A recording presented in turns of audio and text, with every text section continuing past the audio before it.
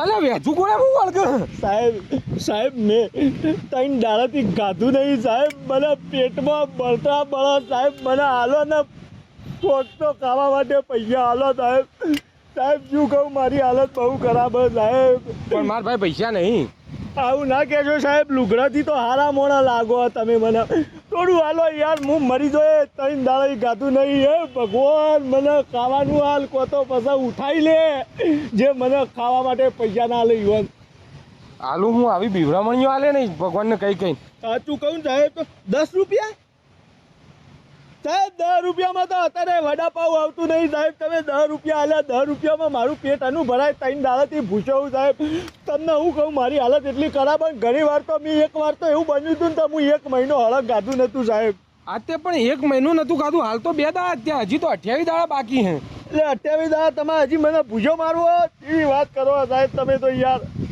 સાહેબ હવે તો મારામાં અશક્તિ બહુ આવી ગઈ સાહેબ. હવે હું ભૂસ્યો રહ્યો ને એક દાડો તો હું મરી જોઈ. મને તો એવું લાગે કે મને તો હાલત ચક્કર આવું સાહેબ. હું હાલત હોય કારણ ઢળી પડો હોય સાહેબ. પછી પોલીસવાળા તમને ઝાલથી કામ મળે, તમારા જોડે મરી ગયો, તમારો વોક લાગે સાહેબ. કોક તો હાલો સાહેબ. એટલે તું બીવરામણીઓ હાલે લઈ લાય પૈસા પાછા. ચાલશે સાહેબ, પણ 10 રૂપિયા તમે લઈ લીધા. એટલે વધારે હાલું. અચ્છા એવું હા. ઓહો હા તો બરાબર. 200 રૂપિયા.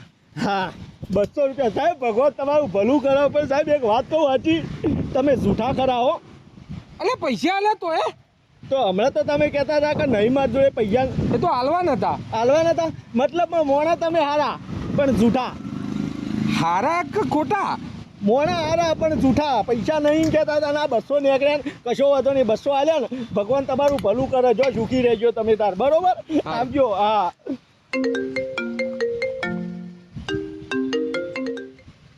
હેલો. ના ભાઈ અમે વ્યાજમાં પૈસા આલવા બંધ કરી દીધી યાર. બધા ગાલી જ હોય યાર. ના મારે 10% નહીં લેવું વ્યાજ યાર. પહેલાં 5%ની લાલચમાં આલ્યા હતા. 20 પેટી ગલવાની હજી નીકળી નહીં યાર. હવે તમે વારે ઘડીએ મને ફોન કર ના કરજો. હું વ્યાજમાં 1 રૂપિયો હવે કોઈને હાલતો નહીં. તો કહી દઉં તમને. હા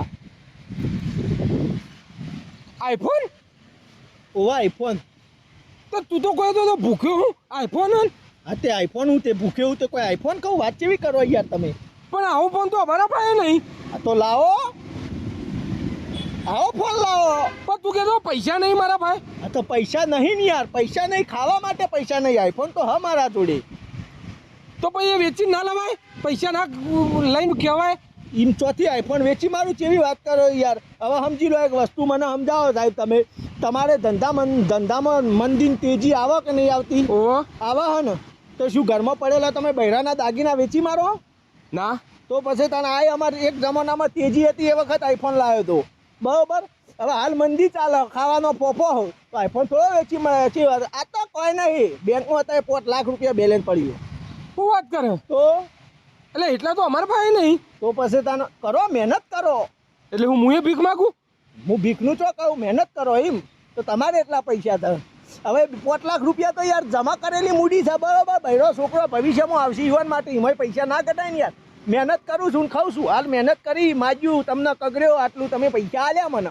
હવે આ પૈસાનું હું ખોય પૂરેપૂરું. હા પૂરેપૂરું સમજ્યા. કાલ ફરીથી મહેનત કરો. વધારે પૈસા આવે એના તાળ ઇન્વેસ્ટ કરી દઉં આવી રીતના. જો તે સમજ્યા. આવજો તાન. ભગવાન તમને સુખી રાખે.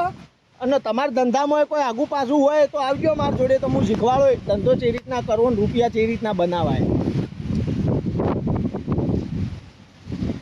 મતલબ ભિખારી એ હતો કે હું હતો? મારા કઈ તું વધારે પૈસા વાળો તો એ